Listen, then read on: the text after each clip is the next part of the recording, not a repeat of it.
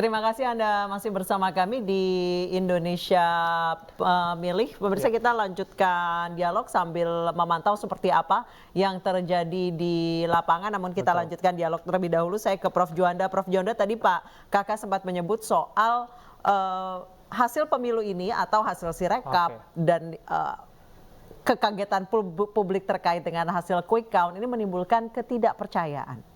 Apa yang akan terjadi dengan ketidakpercayaan ini setidaknya sampai pelantikan nanti 20 Oktober?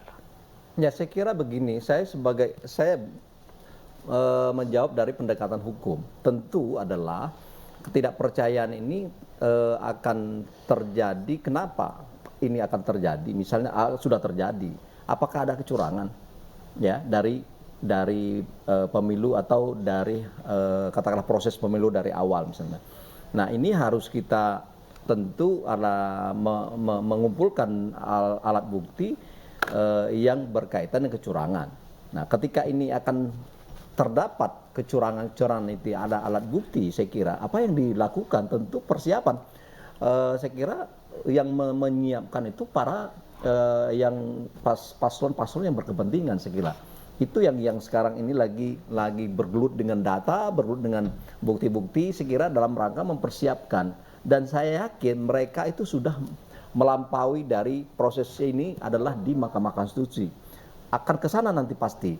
Oleh karena itu, ya, itu persiapan untuk bahan-bahan ke sana ini sudah mulai dikumpulkan oleh mereka, para ahli hukumnya, para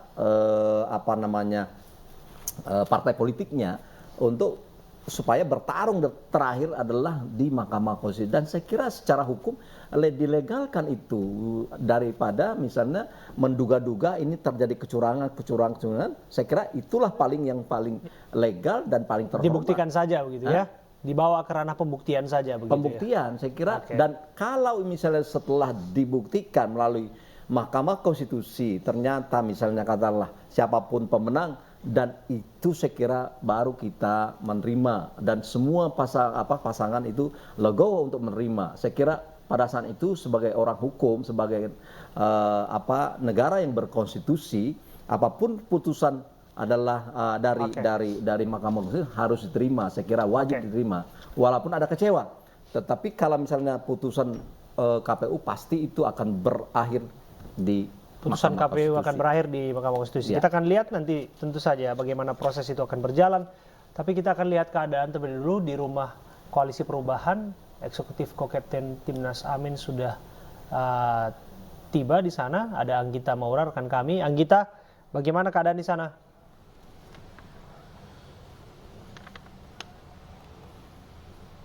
Ya, selamat malam Abraham dan juga Anissa Basuki. Saat ini saya sedang berada di rumah koalisi Timnas Anies Mohaimin, yang dimana tadi untuk tim Amin ada beberapa hal yang perlu disampaikan, yaitu yang pertama bahwa quick count yang beredar kemarin bukan lembaga survei yang merupakan data valid menurut hukum dan terlalu dini kita menyimpulkan untuk quick count tersebut. Oleh karena itu, tim Amin juga meminta kepada seluruh saksi dan juga relawan di seluruh Indonesia untuk terus mengawal proses rekapitulasi ini yang dilakukan secara berjenjang. Lalu tim Amin juga menyampaikan kepada relawan untuk mengumpulkan segala pelanggaran yang ditemukan sebelum maupun sesudah pencoblosan. Dan ada juga tim Amin menemukan indikasi kecurangan, pola kecurangan yang pola kecurangan tidak ada banyak bukti kecurangan. Jadi dari tim Amin yang diterima, bahkan sampai saat ini pun tim Amin juga tadi menyampaikan bahwa masih ada pola kecurangan yang diterimanya. Oleh karena itu pun banyak sekali pola kecurangan yang tim Amin menerima, yang pola kecurangan yang diterima misalnya dari beberapa provinsi, yaitu 30 provinsi tadi mereka sampaikan. Sementara itu, Abraham. Terima kasih Anggita Maura, laporan Anda langsung dari rumah pemenangan Anies Mohaimin. Dan selanjutnya kita akan menuju ke media center paslon nomor 2 di Kartanegara. Saudara rekan kami Rian Rahman.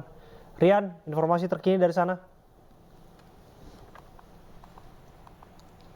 Baik Abraham dan juga Anissa yang ada di studio, saat ini saya sedang berada di media center tim kampanye nasional Prabowo Gibran, yang mana kondisi saat ini tidak ada aktivitas apapun terkait adanya penyampaian pendapat ataupun merespon kasus yang terjadi saat ini.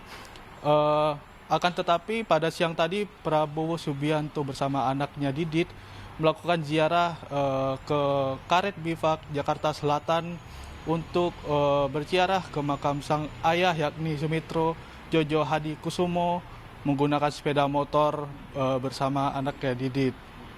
Selain itu juga pada sore hari tadi tim kampanye nasional Fanta dari Prabowo Gibran juga melakukan bagi-bagi bunga dan coklat di sekitaran Sarinah, Jakarta Pusat. Hal ini dilakukannya untuk berbagi setelah dilakukannya pemilihan Presiden dan Wakil Presiden pada 14 Februari kemarin. Saat ditanya terkait hasil quick count, pihaknya mengaku optimis terkait hasil rekapitulasi KPU yang nantinya selesai yang disampaikan oleh Komisi Pemilihan Umum. Sekian Abraham dan juga Anissa. Baik, terima kasih Rian Rahmat atas laporannya dari Kertanegara. Dan pemirsa, pagi tadi semua ketua umum partai pengusung calon presiden nomor urut 3 Ganjar Pranowo mengadakan pertemuan di kawasan Menteng Jakarta Pusat, dan sudah ada rekan kami Jen Cahyani di TPN Cemara Jakarta. Jen, apa sebenarnya poin pembicaraan para ketua umum partai pagi tadi? Ya, Anisha, Abe, dan juga pemirsa. Tadi seperti kita ketahui, para ketua umum partai pengusung 03 dan juga para tim inti maupun dari paslonnya sendiri, Ganjar Pranowo dan Mahfud MD, tadi berkumpul untuk melakukan evaluasi hasil pemilu kemarin. Dan di samping itu, untuk yang dibahas kemudian karena kemarin diduga banyaknya kecurangan-kecurangan yang masif pada pemilu 2024 yang dilakukan pada hari kemarin, kemudian mereka akan membentuk tim khusus untuk menginvestigasi bagaimana dugaan kecurangan atau pelanggaran yang terjadi di pemilu hari kemarin. Dan di sini nantinya akan di tim khusus ini nanti akan ada dari pakar hukum, pakar IT, kemudian dari pakar demografi, dan tentunya mereka-mereka ini yang sudah berpengalaman untuk mengungkap bagaimana bukti-bukti yang ada di lapangan. Kemudian mereka juga membahas informasi-informasi yang didapatkan dari lapangan dari saksi-saksi yang memang ditugaskan di tiap daerah di seluruh Indonesia, bagaimana keberjalanan pemilu yang sejujurnya. Dan untuk tim khusus ini tentunya kami masih menunggu nama-nama yang akan keluar nantinya, kemudian akan dipimpin oleh siapa juga. Dan tadi kami sempat menanyakan kapan akan kemudian diberitahukan kepada media tim khusus untuk investigasi ini. Namun kami belum mendapatkan update terbarunya, dan kami akan menunggu kemungkinan malam ini atau esok hari akan ada pengumuman langkah selanjutnya yang akan dilakukan oleh pihak TPN maupun dari para partai politik pendukung 03. Kemudian juga di dalam rapat tadi juga banyak sekali membahas bagaimana langkah-langkah selanjutnya yang akan diambil oleh tim pemenangan paslon 03 untuk kedepannya. Saya kembalikan ke Anda di studio, Abe dan Anisha. Terima kasih Jen Cahyadi, laporan Anda langsung dari TPN Ganjar Mahfud. Kita kembali berdialog. Saya ke Pak Kakak. Pak Kakak, kalau disebutkan tadi ada tim investigasi untuk mengumpulkan bukti-bukti dugaan kecurangan. Apakah kemudian bukti-bukti yang dimaksud itu spesifik hanya untuk kemudian paslon tertentu, misalnya dalam hal ini nomor 3 saja atau nomor 1 saja? Apakah ada implikasinya ketika kemudian masing-masing merasa dicurangi, tapi ini menjadi satu hal yang disamakan untuk kemudian diperkarakan? Ya, saya pikir karena memang belum ada putusan KPU, belum ada rekapitulasi secara nasional yang selesai, maka seluruh tim ya, seluruh pasangan calon bersama timnya itu perlu untuk melakukan penguatan bukti, untuk mengumpulkan alat bukti dan alat bukti, kemudian juga informasi terkait semua proses. Yang kita inginkan kan membangun konstruksi agar nanti kalaupun sampai ke MK, maka yang yang tersanding di sana, yang akan hadir di sana, yang kita lihat sebagai masyarakat adalah semuanya menyampaikan fakta-fakta, bukti dan informasi. Sedemikian rupa sehingga proses peradilan di Mahkamah Konstitusi memperlihatkan pada publik semua komplain yang relevan itu akan dihadirkan dan akan ditanggapi. Nah, mungkin saya pikir ini menjadi penting. Tidak sekedar angka. Saya berharap bahwa pemilu kita tidak sekedar angka, tapi juga ada substansi. Apakah memang angka yang hadir, siapapun nanti yang menjadi pemenang ataupun yang penggugat, itu adalah angka yang berasal dari benar-benar suara rakyat. Artinya bukan suara rakyat yang dipengaruhi oleh kebijakan, bukan suara rakyat oleh karena intimidasi. Karena walaupun hanya ribuan ya, saya perhatikan Bawaslu menyatakan ada KPPS yang merasa terintimidasi, terutama pada saat penghitungan suara. Ini kan harus jelas juga Bawaslu terintimidasi oleh seperti apa, oleh siapa dan bagaimana. Dan ini harus sudah menjadi bagian dari semua paslon untuk melihat apakah intimidasi ini merugikan dirinya atau tidak. Sehingga nanti dipilah 1, 2, 3 ini punya data-data apakah berpengaruh terhadap pilihan publik, apakah berpengaruh terhadap proses penghitungan. Jadi harus semuanya menjadi dalam satu kesatuan bahwa kita berpemilu bukan sekedar kalah menang. Karena kita berpemilu menghendaki agar siapapun yang terpilih kemudian dapat memimpin dan menghadapi dunia internasional, saya pikir yang memerlukan kehadiran pemimpin yang berbeda dengan apa yang kita hadapi di masa sebelumnya. Begitu Bang Abraham. Baik, saya ke Prof. Juanda. Prof. Juanda, tadi soal intimidasi, mobilisasi aparat, banyak dugaan intimidasi yang beredar di media sosial. Namun jika yang menerima intimidasi adalah orang dengan posisi tertentu yang terkait dengan pemilu, itu pasti terjadi di ruang gelap. Sejauh mana bisa dibuktikan ketika nanti akan mengajukan gugatan ke MK? Nah, itu apa yang saya sampaikan sebelumnya kan kelihatan dari apa yang dipersiapkan oleh tim 01 tadi, ya, terus 03 sudah menyiapkan tim khusus, kemudian menerima tim 01 lagi menerima pengaduan dengan alat-alat bukti. Saya kira disitulah nanti diseleksi oleh tim khusus atau tim-tim yang sudah dibentuk oleh mereka sendiri, sehingga kalau misalnya bukti-bukti ini layak dan akurat, maka itulah akan dijadikan sebagai senjata pamungkas nanti di dalam proses peradilan Mahkamah Konstitusi itu sendiri. Dan saya pikir kalau Bang Kakak tadi, kalau mungkin, kalau saya tidak kalau, pasti berujung di Mahkamah Konstitusi. Jadi bahasanya lebih lembut. Tapi karena saya orang hukum, saya lihat gelagat dan ritme yang dilakukan oleh pasangan 01, 03 ini, saya sangat yakin benar. Tidak ada yang bisa menerima. Walaupun misalnya katakanlah KPU sudah memutuskan, oh ini katakanlah KPU sudah memutuskan si A misalnya, ya dengan presentasi, pasti masih ada celah-celah atau dicari celah-celah. Oke, Prof. Mana yang lebih kuat ketika 01 dan 03 berjalan sendiri-sendiri atau mereka mengumpulkan masing-masing kemudian menggabungkan baru jalan bareng? Saya kira itu yang terakhir. Mengumpulkan masing-masing yang mencocok-cocokkan, ya, kemudian sama-sama jalan untuk saling menguatkan. Saya kira kalau sendiri-sendiri saya kira bisa jadi ada. Kalau misalnya dilihat dari peta perpolitikannya mungkin nggak? Mungkin. Antara petinggi partainya bisa saling komunikasi. Yes. Oh iya, kenapa tidak? Dalam apalagi perpolitikan Indonesia kan, hari ini bermusuh, besok kan atau 2 menit setelah itu kan kawan lagi.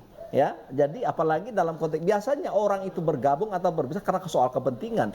Ketika kepentingan bersama, ya ada titik temunya, dia bersatu. Saya coba mengubah pertanyaan Anissa Dasuki dengan bahasa yang lebih sederhana. Mungkin tidak Bu Mega bertemu dengan Pak Surya Paloh untuk bicara soal ini? Kenapa tidak? Itu kita lanjuti dengan argumentasi tadi. Ya, siapa yang menduga Pak Jokowi bisa bergabung dengan Pak Prabowo di 2019. Di 2019 ini, dan sekarang anaknya bersatu, anak Jokowi bersatu dengan Pak Prabowo misalnya. Nah, sementara ya Pak Prabowo itu calon wakilnya Bu Mega. Nah, ini kan persoal performan dan Di 2009 ya. ya karakteristik elit-elit politik kita. Ya, Jadi sangat mungkin itu bertemu. Sama Ya. seperti masyarakatnya yang gampang lupa ya. Iya, gampang lupa, dan karena kepentingannya ketika sekarang Bu Mega dan Pak Surya Paloh kan saya kira tidak terlalu ada sedikit hal-hal yang mendasar untuk Friksinya tidak sebesar Ibu Mega dengan Pak SBY mungkin. Ya, saya kira tidak sebegitu.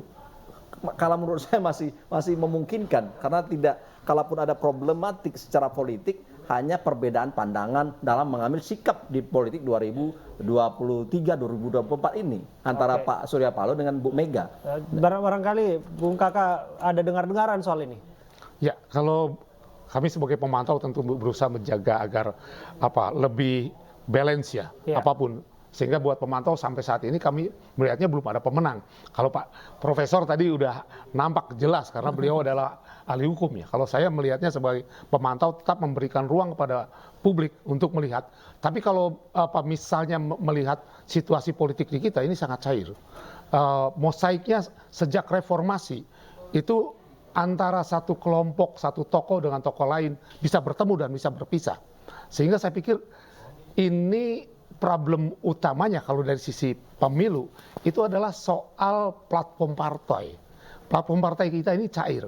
Sejak Bu Mega menjadi presiden menggantikan Gus Dur.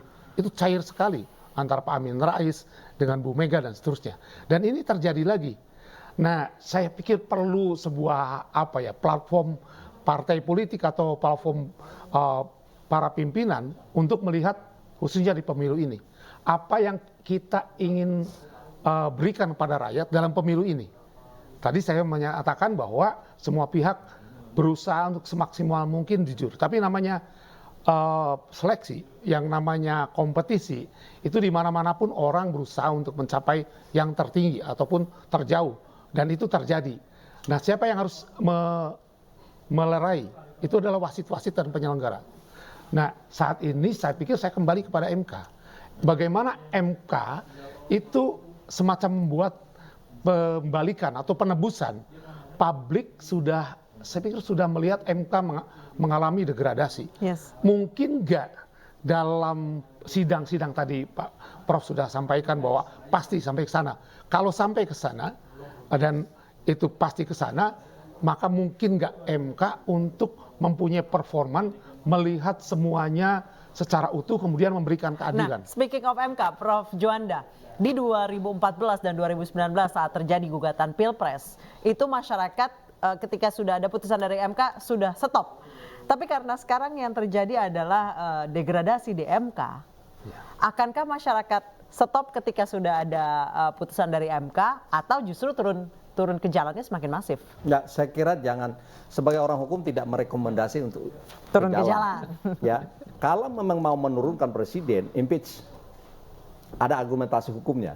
Ya, artinya walaupun ada turun ke jalan boleh saja secara politik untuk menyampaikan aspirasi mereka, tapi ketika ingin merubah katakanlah putusan MK, saya kira sudah tidak bisa lagi secara hukum ya. Nah, jadi artinya bahwa tidak mungkin seseorang atau beberapa orang atau masyarakat sekalipun, kecuali memang ya seperti menurunkan Pak Harto dulu, ya ada alasan seperti itu, saya kira ya. Tapi kalau misalnya untuk menurunkan atau membatalkan seorang capres yang terpilih untuk dilantik menjadi presiden, saya pikir putusan MK itu adalah putusan yang terakhir, walaupun kecewa secara hukum harus kita terima, tetapi secara politik silakan untuk menyampaikan aspirasi ke publik, ke DPR, dan itu tentu bagi DPR sebagai bahan untuk mengevaluasi ya undang-undang yang ada, kelemahan-kelemahan apa yang terjadi dalam soal undang-undang kepemiluan dan perpolitikan Indonesia. Saya kira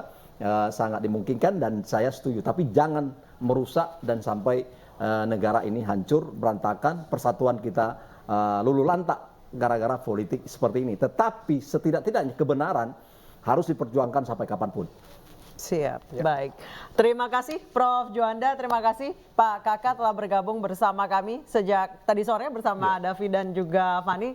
Terima kasih sudah berbagi di Indonesia Memilih. Terima kasih dan pemirsa, saya dan Abraham masih akan kembali usai jeda, tetap bersama kami di Indonesia Memilih.